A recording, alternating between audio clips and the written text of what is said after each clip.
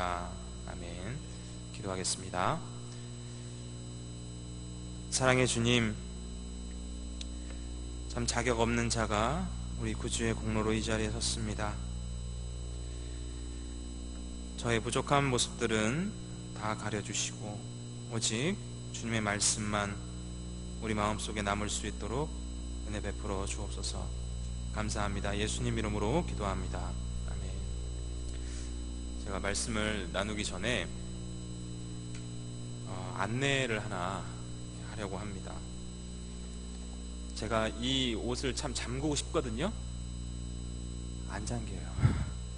네, 그래서 혹시 아니 우리 새로 오신 강 목사님은 왜 안 잠그신데 하면은 안 잠긴디야.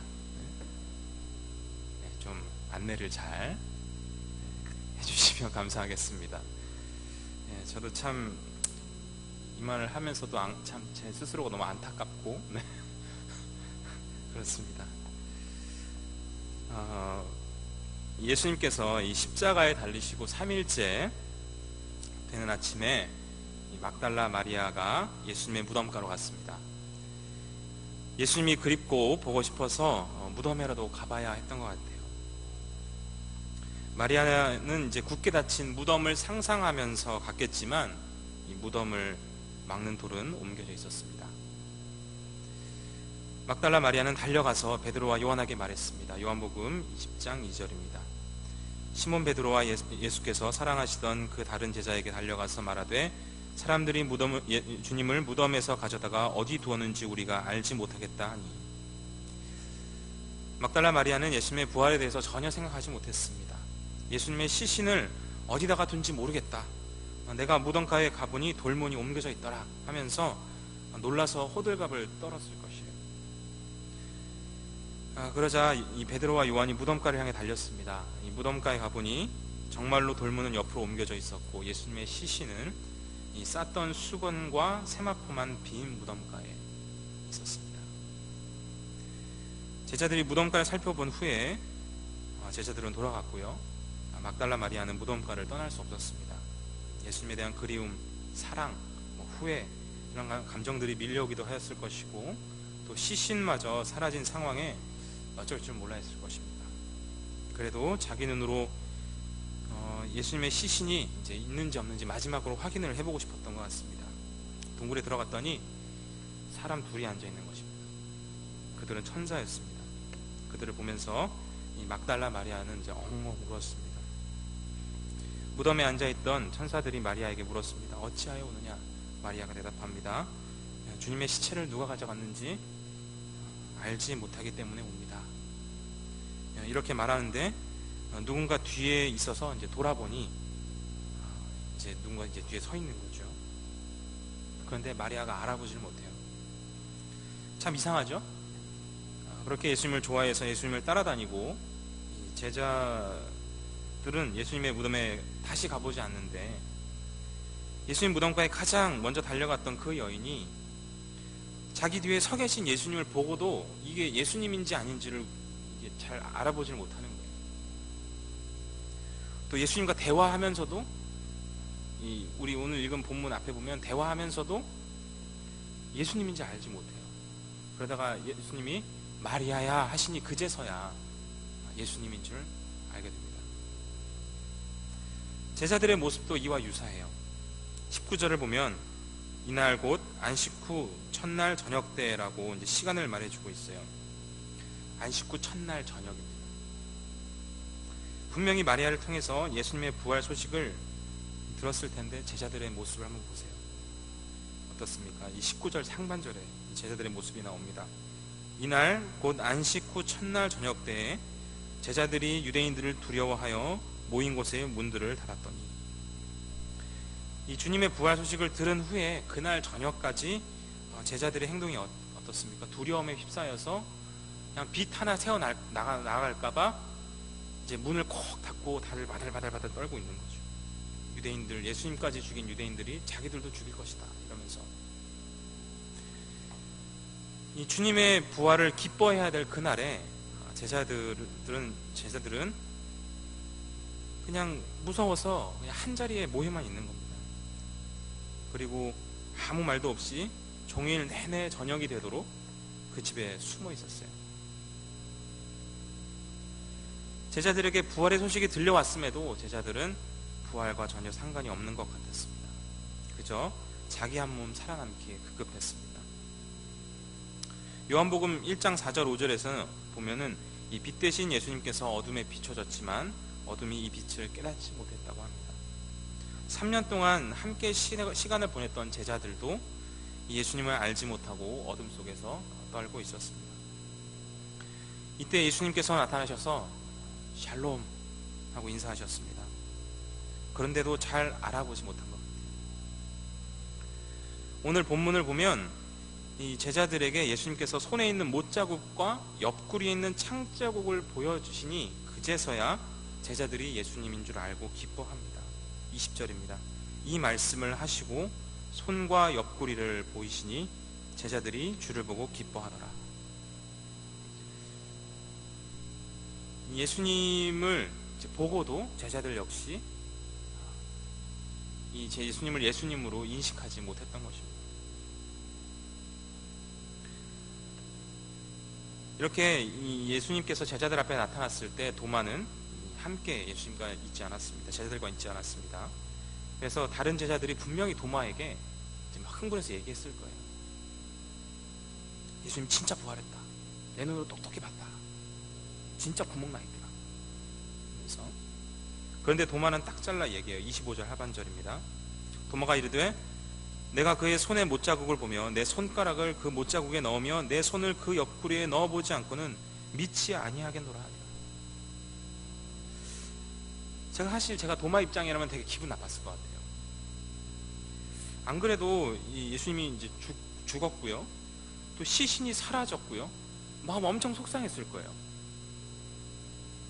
근데 하나같이 다 짠 듯이 막 가는 데마다 예수님 부활했다는 거예요. 이제는 자기 동료였던 제자들마저 짜가지고 막 예수님 부활했다고 막 자기 속이는 것 같은 거죠.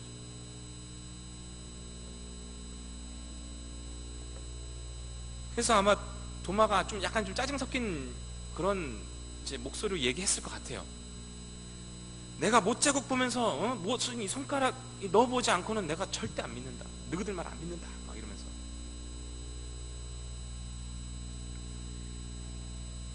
이 하나의 이 도마 이야기가 하나의 에피소드가 될 무렵 8일이 지나서 다시 예수님께서 나타나셨어요. 그리고는 도마에게 말씀하셨습니다. 도마에게 이르시되 내 손가락을 이리 내밀어 내 손을 보고 내 손을 내밀어 내 옆구리에 넣어보라. 그리하여 믿음 없는 자가 되지 말고 믿는 자가 되라. 그리고는 대답하죠. 도마가 대답하여 이르되 나의 주님이시요 나의 하나님이시니라. 이 막달라 마리아를 포함해서 오늘 본문에 등장하는 제자들은 예수님을 보고도 잘 알아보지 못합니다. 또 더욱이 도마는 부활의 소식을 들어도 도무지 믿지를 못합니다. 이런 현상은 복음서 곳곳에 나타납니다. 엠마오로 가던 제자들 역시 한참 예수님과 대화를 나누고 음식을 먹고 가르침을 들어도 예수님을 알아볼 수가 없는 거예요. 이 복음서 곳곳에서 부활의 주님을 알아보는 사람이 없어요. 예수님의 모습을 보아도 때로는 귀로 음성을 들어도 예수님을 제대로 인식할 수가 없는 겁니다. 무엇을 보기 전까지는요? 그분의 이 못자국과 창자국을 보기 전까지. 이 부활하신 주님의 몸은 영광스럽고요, 완전하고 또 대부분의 상처는 다 사라져 있어요. 예수님 그렇게 매질을 당해서 온 몸에, 여러분 이 패션 오브 크라이스트라는 영화를 보셨을 것입니다. 너무너무 잔인하죠. 자, 온 몸 머리끝부터 발끝까지 상처가 안 터진 데가 없는데 부활한 주님의 모습은 보면 깨끗합니다. 그러나 유독 두 손과 이 옆구리에 상처는 남아있는 거예요. 저는 항상 의문이었어요. 왜? 다른 상처는 다 깨끗한데 왜 유독 이 두 손에 있는 못자국과 이 옆구리에 있는 이 창자국은 남아있는 것일까? 다른 상처는 다 깨끗해졌는데, 사실은 이것마저도 깨끗하게 하실 수 있었을 텐데 왜 굳이 그것을 남겨두셨을까? 항상 의아했어요. 그리고 이 본문을 묵상하면서 무릎을 탁 쳤던 그런 적이 있었어요. 그러면 주님의 부활 후에 지금 제자들의 눈앞에 계신 이가 바로 예수님임을 확신할 수 있는 이유가 그분의 얼굴도 아니고요, 그분의 음성도 아니고 그 어떤 것도 아니고요, 유일하게 예수님을 인식할 수 있는 수단이 뭐냐? 두 손에 이 십자가 자국과 이 옆구리에 있는 창자국이었다.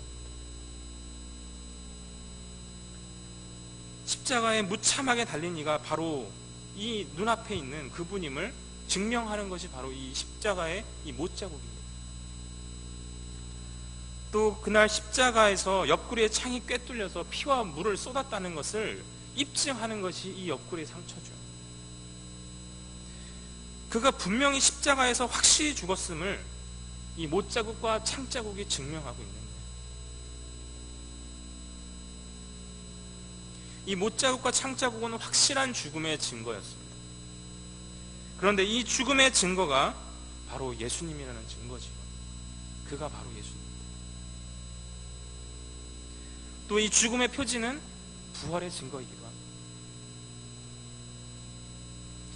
제자들에게 참 평안과 확신,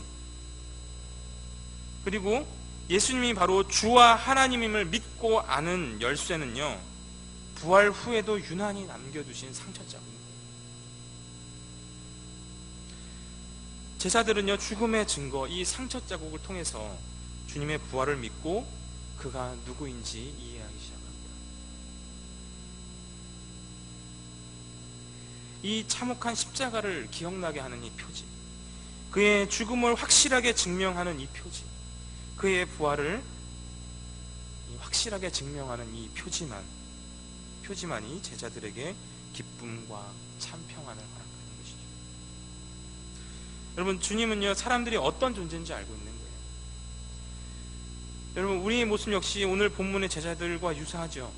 주님이 말씀하시면 뭘 하는지 잘 못 알아들어요. 그렇죠? 또 두려움에 떨고 움츠러들기를 밥 먹듯이 합니다. 그리고 또 의심도 많죠. 하나님, 나 진짜 사랑해요? 진짜예요? 또 우리의 마음은 갈대와 같고요, 아침과 저녁이 달라요. 제가 매일 그걸 느껴요. 아침에 자고 딱 일어나서 오늘도 뭔가를 이제 열심히 해보자, 혹은 뭔가를 정말 참 주님 닮은 삶을 살아보자 하고 딱 누우면, 이제 잘 때 누우면 막 후회가 막 밀려와요. 그때 왜 그랬지? 그냥 아침에 마음 먹은 것과 점심에, 이 저녁 때 그냥 자기를 딱 돌아보면 내 마음이 너무 다른 거예요. 그러면 어떤 확신도 스스로 할 수 없는 존재가 바로 우리지요. 우리는 마음이 어두워요. 빛이 우리에게 비춰져도 우리는 스스로 깨닫지 못합니다. 예수님께서 우리를 너무 잘 아시는 겁니다. 우리 주님께서 당신의 죽음과 부활을 스스로는 깨닫지 못하는 우리 마음에 이 확신을 심은 게 아니에요. 우리 불완전한 우리의 마음에 이 주님께서 죽으시고 부활하셨다는 것을 우리 마음에 이 확신으로 심은 게 아니고 그 누구도 부정할 수 없도록 주님 몸에 새긴 겁니다. 요한복음의 독자와 예수님을 보지 못한 다음 세대들에게 요한은 이것을 증거하고 싶어 하는 거예요. 눈앞이 캄캄하고 확신이 사라지고 우리 마음이 어둡다는 것을 확인할 때마다 다시 손을 더듬어서 그 옆구리와 손에 난 구멍에 네 손가락을 넣어봐라. 유난히 남아있는 이 상처 자국은요, 우리의 확신을 위한 것이에요. 그래서 주님의 말씀처럼 믿음 없는 자가 되지 말고 믿는 자가 되라 라고 말씀하시는 겁니다. 제가 신대원에 다닐 때 저희 사촌 형과 한번 밥을 먹은 적이 있습니다. 강남 어디서 보자 하는데 심상치가 않아요. 저기 지하철역 그 출구 앞에서 기다리고 있는데 어마무시한 차가, 그 P로 시작하는 수입차 있습니다. 어마무시한 차, 집 한 채 값 되는 그런 차가 제 앞에 그냥 쑥 서는 거예요. 그러더니 빵 해요. 그러면서 조수석에 창문이 이렇게 띵 내려오더니 미나 타라. 저희 사촌 형이 이 어마무시한 그 자동차의 운전석에 딱 앉아 있더라고요. 그리고 엄청나게 비싼 데서 밥을 먹었어요. 밥을 먹는 동안에 기분이 묘해요. 나 뭐하고 살았지? 막 제 모든 인생에 다 부정당하는 느낌이었어요, 그날. 같이 이렇게 뭐 어릴 때 같이 막 뭐 이제 소위 이제 치채말로 이제 뻘짓이라고 하죠. 맨날 같이 막 뻘짓하고 막 낄낄거리고 댕기던 그 사촌 형님이 이제 그 어마무시한 차를 타고 쫙 와가지고 밥 먹자 했는데 어마무시한 이 음식을 이렇게 쫙 사주면서 많이 먹어라 하는데 많이 먹었죠. 많이는 먹긴 했는데 이게 먹으면서 하여튼 기분이 묘하더라고요. 내가 인생을 진짜 막 헛산 것 같고 내가 뭐 하면 살았지 막 인생할 때 막 부정당하는 느낌이었어요, 정말로. 막 그런 생각이 막 꾸물꾸물 막 올라오면서 제 자신이 엄청 초라해 보이고 너무 막 이제 요즘 애들 말로 막 찌질해 보이는 거예요. 막 등록금 없어가지고 주님 이번 달에는 등록을 해야 됩니다 막 이러면서 그러고 있는 제 자신이 막 너무 초라해 보이는 거예요. 그리고 또 만나고 나서도 한동안 기분이 엄청 그렇더라고요. 그래서 며칠 기분이 그래서 그냥 이렇게 멍하니 앉아있는데 제 시선이 이제 제 손등에 이제 가게 된 거예요. 손등에 쫙 가게 됐는데 제 손등을 물끄러미 보다가 예수님 손등이 딱 생각이 나는 거예요. 아, 그렇지. 주님 나 때문에 귀한 피를 흘리셨지. 내가 그 귀한 사랑 받았지 하면서 마음이 그냥 싹 녹더라고요. 그래서 제가 이따금씩 만나면 이제는 주눅들지 않아요. 감사가 흘러넘쳐요. 하나님이 제가 이 스피디한 주행을 사모하는 걸 아시고 제 사촌형 통해서 이제 가끔씩 맛보게 하시니 얼마나 감사한지 모릅니다. 제가 무슨 수로 어디 가서 그런 차 운전도 해보고 하겠어요. 재밌더라고요. 이렇게 달리면 막 차가 막 샥샥샥샥 막 비현실적으로 움직여요. 막 차가 너무 재밌어요. 여러분, 주님께서는요 우리 마음속에 하나님에 대한 확신이 사라질 때마다 다시 보라고, 다시 거기다 손 넣어보라고. 우리 주님은 자신의 몸에 이 증거를 남겨두신 겁니다. 또 이어서 말씀을 나누면 예수님의 손의 못자국과 이 옆구리를 보고 기뻐하는 제자들에게 주님이 이제 평안하라고 말씀하세요. 그것도 오늘 본문에 보면 3번 반복해서 평안하라고 말씀하시죠. 이 모든 복음서에서는요 우리 주님의 평안의 인사는 부활 이후에만 나타납니다. 그리고 사실 이 요한복음에서만 나타나죠. 물론 유대인의 관점에서 이제 평안하라, 샬롬이라는 말은 그저 인사입니다. 인사. 또 예수님께서도 사람들과 그런 인사를 주고받을 거예요. 그런데 이 오늘 본문에서의 평안하라는 말은 단순한 인사가 아닙니다. 이 예수님께서 이제 부활 직후에 제자들에게 나타나서 이제 평안하라 하신 것은 하나님과 원수됐던 그 백성이 이제 하나님과 바른 관계에 들어가도록 평안을 성취하셨음을 선언하신 것입니다. 하나님 앞에서 우리 죄를 대신 속죄하시고 하나님과 화평하도록 하신 증거가 우리 주님의 몸에 새겨져 있는 것입니다. 못자국과 창자국이 바로 그 증거지요. 우리 주님 몸에 새겨진 못자국과 창자국은 하나님의 심판대 앞에서 우리의 무죄와 의를 입증할 가장 확고하고 확실한 증거가 되는 거예요. 우리가 개인적인 죽음으로 하나님 앞에 섰을 때, 또 이 세상이 끝나서 하나님 앞에 섰을 때 우리의 모든 생애가 우리 눈앞에서 하나님 앞에 쫙 흘러갈 거예요. 그리고 우리의 죄악과 수치가 이 심판대 앞에서 다 드러나게 될 겁니다. 그래서 우리가 원래 심판받는 게 너무나 당연하고 우리가 심판받는 게 하나님의 정의로움에 합당하다는 것을 인정하게 될 겁니다. 그래서 우리의 모든 수치와 부끄러움이 다 드러날 때 예수님께서 우리 하나님과 우리 사이를 딱 막아서서 하나님 아버지께 말씀하실 거예요. 아버지, 이 못자국과 이 창자국을 보십시오. 내가 그를 위해서 대신 십자가에 달렸고, 내가 대신 완전한 죽음을 맛봤고, 그 증거가 여기 확실하게 있지 않습니까? 이 손에 난 못자국이 증명하지 않습니까? 내가 다 짊어졌습니다. 내가 이미 다 책임졌습니다. 그는 무죄합니다. 그는 죄인이 아니라 의인입니다.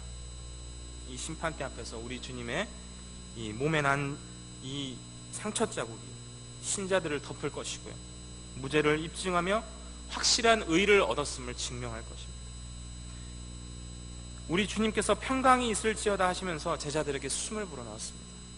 그리고 말씀하셨습니다. 성령 받으라. 예수님께서 이제 현재는 이 땅에 직접적으로 계시지 않아도, 또 그래서 우리가 주님을 직접적으로 만나지 못했어도 성령 하나님을 통해서 예수님의 못자국과 이 예수님의 옆구리에 있는 그 상처 자국을 제자들이 경험한 것 이상으로 확실하고 생생하게 만지고 보고 믿게 하셨습니다. 예수를 보지 못한 자들도 성령을 받음으로써 정말 그분의 죄사함을 확신하게 하는 겁니다. 성령을 통해서 이 예수님께서 나의 죄를 사하셨다는 구원의 경험, 이것이 오늘 요한이 본문에서 증거하고 싶어하는 바입니다. 그래서 우리 주님은 도마에게 말씀합니다. 예수께서 이르시되 너는 나를 본고로 믿느냐? 보지 못하고 믿는 자는 복되도다. 여러분, 우리가 눈으로 직접적으로 2000년 전 이 유대 땅에 살지 않아서 눈으로 직접 보지 못했다고 우리가 그리스도를 보지 못하는 것이 아닙니다. 또 우리가 직접 주님을 만나지 못했다고 해서, 또 만지지 못했다고 해서 그의 상처 자국을 만지지 못하는 것이 아닙니다. 우리는 성령 하나님을 통해서 눈으로 본 것보다 더, 손으로 만진 것보다 더 확실한 증거를 얻습니다. 성령 받음을 통해서 우리는 비로소 그리스도를 주요 하나님으로 고백할 수 있습니다. 또 죄사함을 경험하고요, 하나님과 바른 관계에서 나오는 참 평안과 확신을 확인합니다. 요한은 주님을 직접 보지 못할 자들과 또 보지 못한 채로 주님을 전해야 할 교회에게 우리가 어떻게 예수님을 믿을 수 있을지, 그 부활의 확실한 증거를 얻을 수 있을지 후대들을 위해서 이 본문을 기록했습니다. 그리고 하나님은 지금껏 교회를 통해서 일하시고요, 또 성령 하나님을 통해서 부활의 증거, 평안의 증거를 계속 교회 안에서 신자들이 얻을 수 있도록 일하셨습니다. 또 이 일들은 오늘 여기 앉아있는 우리들에게도, 주의 몸된 교회 모든 교회에게 날마다 일어나야 할 일들입니다. 우리가 참 신앙생활 하면서 살아가다 보면은 어떤 때는 정말 주님이 나를 사랑하는 게 맞을까? 진짜 나 정말 주님 나 정말로 사랑하는 게 맞을까? 라는 생각이 들어요. 또 주의 몸된 교회를 사랑해서 막 헌신하고 수고하는데 막 여전히 막 사방으로 오겹살림 당하는 것 같고, 심지어는 막 교회 안에서도 공격당하고 괴로워요, 정말로. 그래서 막 두려움에 몸을 낮추고 막 우리 마음의 어둠을 향해서 막 끝없이 추락을 하죠. 우리 막 마음이 흔들리고 때로는 막 믿음이 막 사라져버리는 것 같은 그런 경험을 하기도 합니다. 그러면 이때 우리가 다시 어떻게 어떻게 다시 우리가 믿음을 회복하고 우리 이웃을 섬기고 하나님께 영광을 돌릴 수 있을까요? 사랑하는 여러분, 주 안에서 사랑하는 여러분, 다시 주님 손에 있는 못자국을 만지십시오. 다시 주님 옆구리에 있는 창자국을 창자국에 손을 넣어보십시오. 이 부활의 증거는 우리가 하나님을 섬기기 전에 하나님이 우리를 먼저 사랑해서 생기게 하신 상처입니다. 하나님이 먼저 우리를 사랑했다고, 우리가 하나님을 사랑하기 전에 하나님이 우리를 먼저 사랑하셨다는 증거죠. 또 그 아들을 보내서 우리의 죄짐을 지게 하셨다는 증거입니다. 주 안에서 사랑하는 여러분, 우리 마음은 변하지만 우리 주님 몸에 난 상처는 항상 영원하고 여전합니다. 주님께서 우리를 얼마나 사랑하시는지는 변하지 않아요. 우리 주님의 못자국과 이 창자국이 영원히 그것을 증거하고 있습니다. 우리는 매일매일 성령을 통해서 이 사랑의 증거를 확인해야 합니다. 그 못자국, 그 창자국, 우리 손으로 넣어본 것과 같이 이 생생한 이 경험과 감각들을 가질 수 있기를 소망합니다.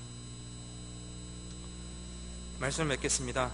이 제자들이 예수님의 모습이 아니라 손과 옆구리의 상처를 본 후에야 주님이신 줄 깨닫고 낙심해서 기쁨으로 바뀌었습니다. 낙심해서 기쁨으로 날마다 등락하는 이 우리의 마음이 우리 구원의 증거가 아니라 주님 몸에 오롯이 새겨진 그 상처 자국이 우리 구원의 증거입니다. 또 이 상처 자국은 하나님과 우리 사이의 영원한 화평의 증거입니다. 이 상처는 마지막 날 우리의 의인됨을 증명할 것입니다. 오늘날 우리 역시도 제자들처럼 주님의 손과 옆구리에 손을 넣은 것처럼 생생한 이 구원의 경험들을 해야 하는데, 이것을 주시는 분이 바로 성령이십니다. 사랑하는 여러분, 그분을 통해서 우리 주님 몸에 친히 새겨두신 이 구원의 증거를 생생하게 우리는 보고 만질 수 있습니다. 이 연말에 많이 바쁘겠지만 말씀과 기도 안에서 우리 주님 손에 난 구멍에 손가락을 넣어보고 우리 주님 옆구리에 난 이 창자국에 손을 넣어서 정말 우리 주님이 우리를 얼마나 사랑하시는지를 확인하고 또 확인하고 또 확인하는 우리 모두 될 수 있기를 주님의 이름으로 소망합니다. 기도하겠습니다.